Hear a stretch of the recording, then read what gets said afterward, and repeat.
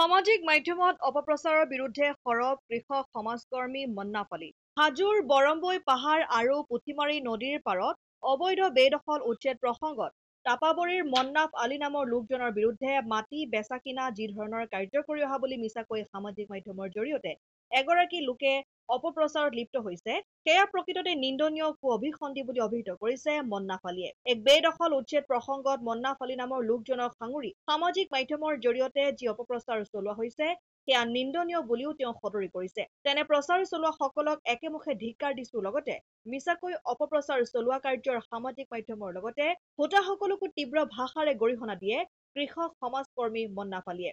যদিহে এডৰা মাটি ৪-৫ বাৰকৈ বেচা কিনা কৰা উপযুক্ত প্ৰমাণ দাঙি ধৰিবলৈ পাৰে, তেনে ক্ষেত্ৰত আইনে যি ধৰণৰ শাস্তি দিয়ে সেয়াও মানি লবলৈ সাজু থাকিব বুলি মন্নাফ আলীয়ে বক্তব্য কৰে। কিন্তু উপযুক্ত প্ৰমাণ নোহোৱাকৈ মিছাতে মুখ জনমানসত সেয়াও প্ৰতিপন্ন কৰিব বিচৰা এনে অপপ্ৰচাৰত লিপ্ত লোকৰ বিৰুদ্ধে প্ৰয়োজন সাপেক্ষে আইনী ব্যৱস্থা ল'বলৈ সাজু হ'ব বুলিও মন্নাফ আলীয়ে সদৰি কৰে। মোৰ নাম মন্নাফ আলী, মই তাপাবৰী মোৰ ঘৰ। মই আজি এটা অপবাদ পাইছোঁ যে এটা মাটি 5 বাৰ কৰি বেচাকিনি কৰা মোৰ নামত এটা অভিযোগ দিছে। আর এই অভিযোগটো একদম ভিত্তিহীন, এইটো কোনোমতেই সঁচা নহয়। আর আমি এইবিলাক মাটি বেচাকিনি কৰাও নাই, আমি খেতি কৰি খাওয়া মানুহ। আজি ধৰ্মীয় কামত লাগি আছোঁ।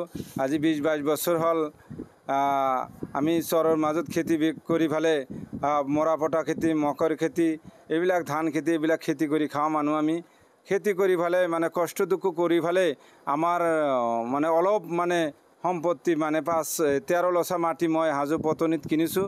তাৰ বাহিৰে মোৰ হাজোত কোনো ধৰণৰ মোৰ নামত কোনো মাটি বাৰী নাই। আৰ মই একদম গৰীব দুখীয়া ল'ৰা, মই কামলা কৰি খাওয়া মানুহ। মোৰ নামত এটা মিছা যি অভিযোগ দিলে, এই কথাটো মোৰ ফালৰ পৰা একদম অবৈধ হিচাপত দিছে। এইটো মোৰ লগত ৰাইজৰ মানুহ আছে, ৰাইজৰ মানুহক আপোনালোকে সুধিব পাৰিব, জানিব পাৰিব। আৰু এই কথাটো যদি আসলতে প্ৰকৃত তদন্ত কৰি সঁচা হয়, যিটো শাস্তি দেয় প্ৰশাসনে, সেই শাস্তিটো মই মানি ল'ম। হাজোৰ পৰা কমলাকান্ত দাসৰ ৰিপৰ্ট, অসম আদিত্য।